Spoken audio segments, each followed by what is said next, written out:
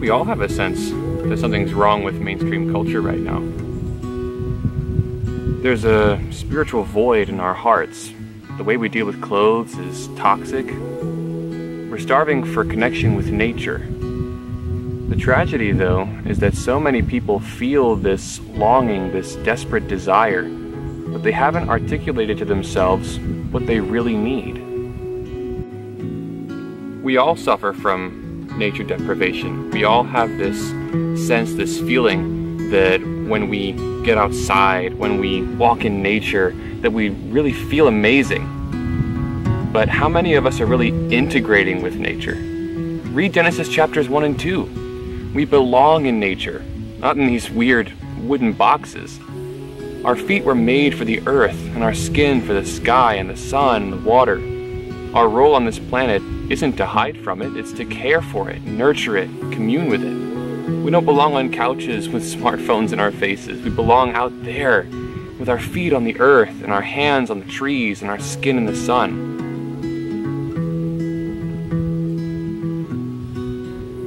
Dominion isn't domination and pollution like the big corporate structures we see at work in civilization. Dominion is rulership. It's a caretaking role. It's loving oversight and nurture of the natural world. Humanity right now is failing in that role. Rather than destroying soil and wiping out forests, we should be living on the land and cultivating thriving, wild ecosystems. That was the role of Adam and Eve, and I think that's a beautiful thing to aspire to.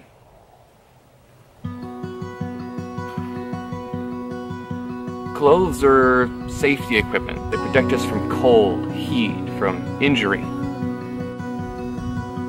Why don't we wear gloves and long sleeves on a warm spring day? Because it feels so much better for our skin to be free and really interface with the sun, the wind, the way it was designed to. We don't wear helmets or boots or hats or goggles when there isn't a pressing need, so why should we do that with clothes? It doesn't make any sense. When we cover our bodies, Western culture thinks it's preventing perversion, but the concealment is the perversion. All the hiding, the sneaking, the skulking, all it does is breed curiosity and fantasy. No one stands around staring at the pictures on your walls when they've seen them a million times.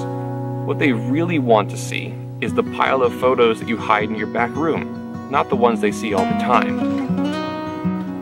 There's a freedom to social nudity that's hard to describe. You find that you're enough, that you don't have to be afraid to be yourself. That's what you are when you're naked, right? Yourself. A human being and nothing else.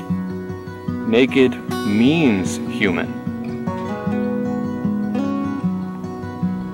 It's clear that people in our current culture are suffering, and not just from nature deprivation and gymnophobia. There's a deep undercurrent of bitterness and despair and emptiness that cries out for something more, something deeper in life. We have that. His name is Yeshua, Jesus Christ. He's the one true God, the one who created this amazing, beautiful, wonderful world for us to live in and care for. We are all His children, and He loves us dearly. He gave us complete dominion over this planet and over ourselves, but we've made a real mess of things. Our crimes call out for judgment, for justice, but that's not what He wants. I have no pleasure in the death of immoral people, Yahweh cries out. Instead, I prefer that they turn away from their crimes and live. So Yeshua became a man and died in our place, sacrificing His own life to save ours. And even better, He walked out of that grave and promises to raise us from the dead to live better, fuller lives with Him someday on the new earth, the restored Eden. There's real, lasting peace and fulfillment and forgiveness with Yahweh, a path back to life as it's meant to be. Eden isn't just a naked place. It's not just a place to commune with Yahweh. It's not just a place where humans can live wild and free and thriving, balanced ecosystems. It's all three. And that's what Mudwalkers is all about.